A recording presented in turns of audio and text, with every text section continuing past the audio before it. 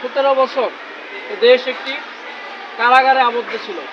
যদিও পুরো দেশ মুক্ত অবস্থায় ছিল বলে আমাদের মনে হইতো, কিন্তু আসলে আদতপক্ষে কী ছিল, পুরো দেশের সকল মানুষ কারাগারে আবদ্ধ ছিল।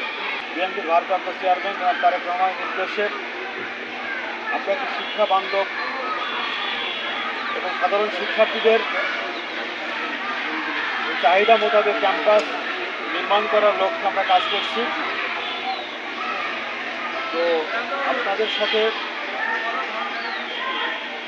আমাদের খুব কম দেখা হয়, আজকে এসছি আপনাদের সাথে একটু খোলামেলাভাবে আমাদের কেন্দ্রীয় ছাত্রদলের সংগ্রামী সহসভাপতি, আমাদের এই সাংগঠনিকের প্রধান, ঢাকা বিশ্ববিদ্যালয়ের মেধাবী ছাত্র জনাব আনোয়ার পারভেজ আপনাদের সামনে আমাদের দলের মেসেজ বিনিময় করবেন। জাতীয় ছাত্রদল কেন্দ্র সংসদের পক্ষ থেকে বিপ্লবী শুভেচ্ছা ও অভিনন্দন।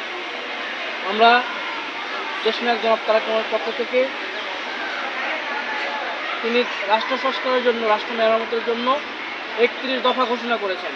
অর্থাৎ আমরা 31টা পয়েন্ট তার কাছ থেকে পেয়েছি, যে পয়েন্টগুলো যদি আমরা বাস্তবায়ন করতে পারি তাহলে আমাদের দেশ আসলেই আদতপক্ষে প্রকৃত অর্থেই উন্নত, আত্মমর্যাদাশীল এবং সমৃদ্ধশীল একটি দেশ হিসেবে পরিণত হবে।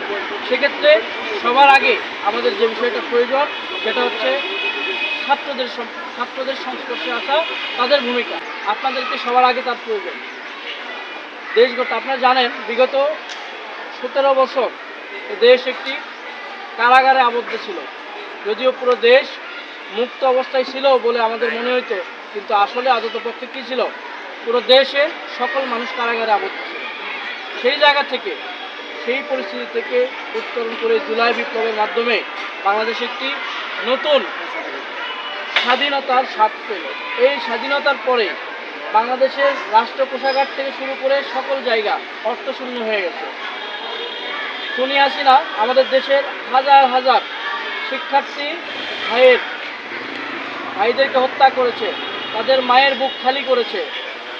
তারা যে পরিমাণ খারাপ অবস্থা বাংলাদেশের সৃষ্টি করেছিল, এরকম কোনো ফ্যাসিস্ট কিংবা কোনো দানব সরকার এ দেশের বুকে যাতে আর চেপে না বসতে পারে, এবং ছাত্রলীগ নামধারী সন্ত্রাসী যে ছাত্র সংগঠন প্রত্যেকটা ক্যাম্পাসে যে পরিমাণ বুক চেপে বসেছিল, তারা যাতে কোনো ক্যাম্পাসে ঠিক আগের মতো সন্ত্রাসবাদ, মাদকমুক্ত পরিবেশ, মাদকাসক্ত পরিবেশ কিংবা তাদের দৌরাত্ম্য, অপকর্ম, ভর্তি বাণিজ্য থেকে শুরু করে সকল অপকর্ম তারা যাতে না করতে পারে, সেক্ষেত্রে প্রত্যেকটা ক্যাম্পাসে সুন্দর সুস্থ পরিবেশ যাতে পায়।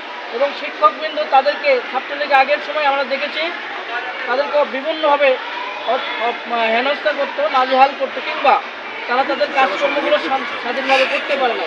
এই যে খারাপ পরিস্থিতি, খারাপ পরিবেশ, সেটা যাতে বাংলাদেশের কোনো শিক্ষা প্রতিষ্ঠান না থাকে, অর্থাৎ ক্যাম্পাসের সকল ছাত্র শিক্ষক তাদেরকে সাথে নিয়ে আমরা আগামীর বাংলাদেশটা এরকম নির্মাণ করতে চাই যেখানে কোনো মানুষের ভেদাভেদ থাকতে যাতে না থাকে।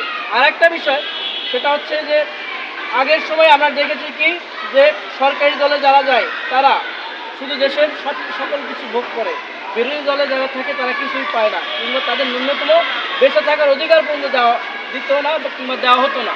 এই পরিবেশ যাতে বাংলাদেশে আর না থাকে ভবিষ্যতে, অর্থাৎ সরকারি দল করুক আর বিরোধী দল করুক, রাজনীতি সকল মানুষের সেবার জন্য দেশপ্রেমে উদ্বুদ্ধ হয়ে মানুষ রাজনীতি করে, সেই জায়গায় গিয়ে কোনো মানুষ যাতে ব্যক্তিগতভাবে ক্ষতিগ্রস্ত না হয়, সেই জন্য বাংলাদেশ জাতীয় ছাত্রদল এবং দেশনায়ক জনাব তারেক রহমান তার পক্ষ থেকে আমাদের এই বার্তা এটাই যে আমরা সকলে মিলেমিশে একটি সুন্দর, সুস্থ, মর্যাদাশীল, উন্নত বাংলাদেশ গড়তে চাই, আধুনিক বাংলাদেশ গড়তে চাই, যে বাংলাদেশ বিনির্মাণের ক্ষেত্রে আপনাদের সকলের সহযোগিতা প্রয়োজন, যেখানে সরকারি দল এবং বিরোধী দল প্রত্যেকে নিজ নিজ বাসায় শান্তিতে ঘুমাতে পারবেন, কেউ যাতে কোথাও কারো বাধার সৃষ্টি না করে, কোথাও যেন কারো জীবন নাশের কারণ না হয়ে যায়। আমরা এইরকম বাংলাদেশ নির্মাণ করতে চাই। সাথে সাথে প্রত্যেকটা ক্যাম্পাসে যাতে সকল শিক্ষার্থী তার নিজ নিজ আত্মমর্যাদায় বাঁচতে পারে, তাদেরকে যাতে কেউ অন্যভাবে প্রভাব বিস্তার না করে কিংবা তাদেরকে হেনস্থার শিকার না হয়, এইরকম পরিবেশ যাতে থাকে, সেই লক্ষ্যে দেশনায়ক তারেক রহমান তার বার্তা দিয়ে 31 দফা রাষ্ট্র সংস্কারের জন্য এবং এই বার্তা দিয়ে আমাদেরকে আপনাদের মাঝে পাঠিয়েছেন।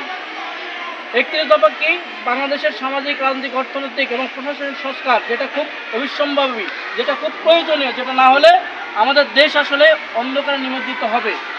এই মুহূর্তে বাংলাদেশের রাষ্ট্রীয় কোষাগার একেবারে খালি।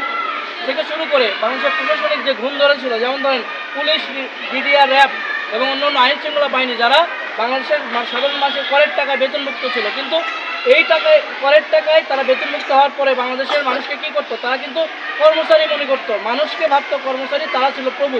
এই পরিবেশ না থাকে এবং তারা আমাদের টাকায় গুলি কিনে আমাদের বুকে গুলি চালিয়েছিল, হাজার হাজার মায়ের বুক খালি করেছে। এই পরিবেশটা আমরা বাংলাদেশের কোনো জায়গায় আর কোথাও কখনো চাই না। সেক্ষেত্রে আপনাদের অগ্রণী ভূমিকা পালন করতে হবে, আমাদের সাথে পাশে থেকে ভাই হিসেবে আমাদের সাথে ভূমিকা নিতে হবে। এই জন্য আমরা এই দেশটা যাতে নতুন করে সুন্দরভাবে নির্মাণ করতে পারি, আপনারা আমাদের সাথে থাকবেন এই